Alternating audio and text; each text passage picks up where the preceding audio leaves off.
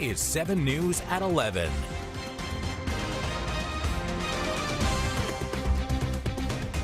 Tonight we have some late-breaking developments and a couple of issues on the roads tonight. First, within the hour, troopers managed to get all the lanes back open in an area where a tractor trailer had run off I-85 south near the Gaffney exits. It caused major delays and headaches for several hours as folks were trying to get back home after the Thanksgiving weekend.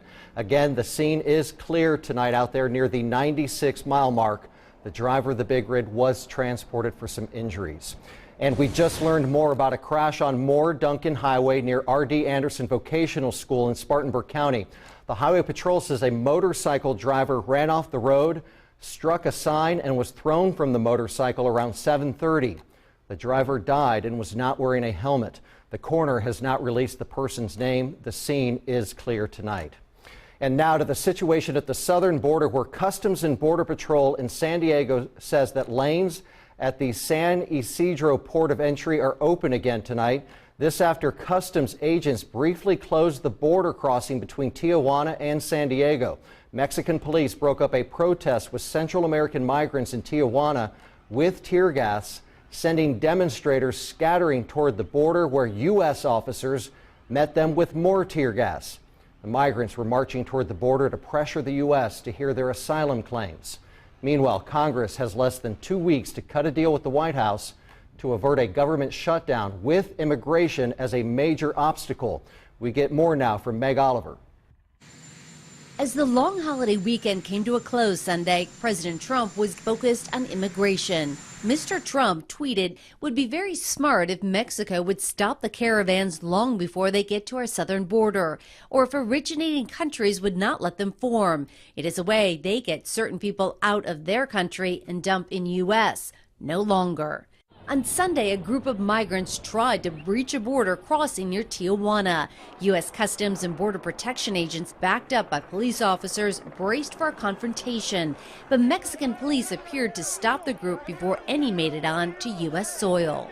The president says he's willing to shut down the federal government if Congress won't agree to pay for a border wall. When we talk about wall funding, we're talking about border funding. We're talking about personnel. We're talking about a whole grouping of things that protect security. But what I don't think we should do is shut down the government, and that again is in his hands and his party's hands. Of course, we don't want to see the border closed, but you know what? Safety of our nation comes first. The federal government is funded through December 7th.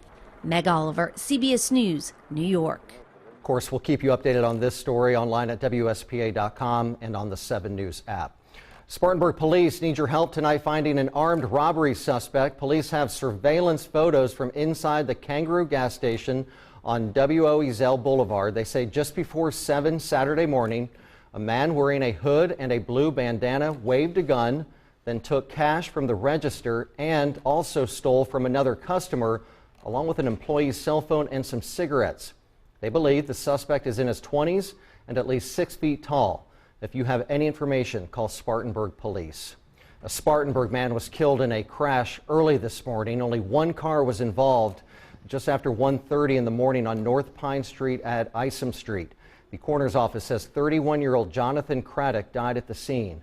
Police in the coroner are investigating. A Pendleton High School student was killed in a crash as he was headed to a friend's house to watch the Clemson-USC game. It happened just after 9 Saturday night on Burns Bridge Road, a few miles west of Pendleton. Troopers say an SUV ran off the road, hit a ditch, overturned, and then struck a tree. A child passenger was hurt in the crash and taken to AnMed Health. The coroner's office says the driver, 17-year-old Dylan Paget, was on his way to his friend's house to watch the football game at the time. Investigators say speed was a factor. Paget was a junior at Pendleton High School and would have turned 18 next month. Tonight we spoke with his principal, Brian Couch. He says Paget was loved by many in his school and was known for having a big smile. And he says that they will have extra counselors at the school all throughout the week. In Anderson County, the coroner's office says a man was killed while playing Russian roulette with a gun. 21-year-old Hunter Hall died from a self-inflicted gunshot wound while at his home on Williamston Road with others. Deputy Coroner Don McCown says alcohol and drugs were involved. Spartanburg police are investigating a reported burglary at Jesse Boyd Elementary School this weekend. Police say the principal first noticed desk drawers in the main office were opened, then checked the surveillance footage and saw two men who had opened those drawers. He also found the outside door to the library was open. Police say a portable camera, some money, and an iPad were stolen. They are looking for two suspects. One was wearing a red Nike shirt with dark colored pants. The other was wearing a dark shirt with dark pants. If you have any information, call Spartanburg Police. Police in the Midlands are investigating a man who was shot in the arm outside of a mall. It happened in Orangeburg Saturday in the parking lot at the Prince of Orange Mall. That mall was locked down for 2 hours as officers arrived to find witnesses scattering and no sighting of a victim. The whole ordeal had holiday shoppers unnerved. I think it's crazy. I mean, it's the holidays, you know, people should be able to come out and shop and feel safe while they're out here. That's crazy. By the time police got there, the shooting victim's father had already taken him to the hospital. So far, no word on arrests. SCE&G customers are closer to seeing lower monthly bills. That's if a $2 billion settlement the utility reached with its customers is approved. The lawsuit stems from SCE&G charging customers higher rates for the failed VC Summer nuclear plant project.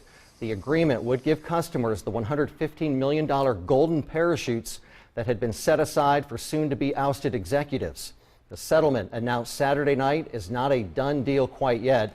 A judge must still sign off on it. Also, regulators would still need to approve Dominion Energy's proposed buyout of SCANA, the parent company. After that, customers could see rates slashed by as much as $22 a month. Well, now that the shopping is over, some people are kicking off the holiday season with family-friendly Christmas parades. Stephanie Borman has more from the 15th Fork Shoals Christmas Parade. The Grinch, Pino the Pig, and creative float after float. Good to see you. Merry Christmas to you. The 15th annual Fork Shoals Christmas Parade was bigger than ever.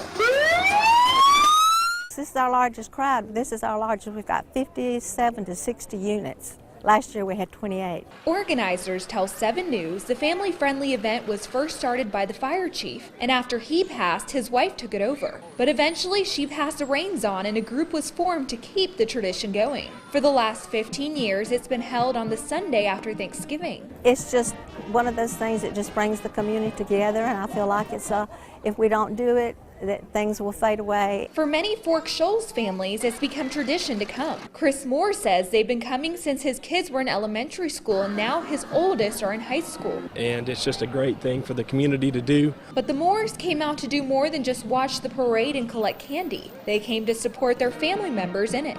So why did you decide to come to this parade? Because my sister is on the Woodmont Cheer Float, and they're in the parade. And this tradition wouldn't be complete without judges to declare the best and most creative floats in the parade. We have 50 floats in this year's parade, so it's going to be a big job just to judge and decide who's going to get the trophies that we have.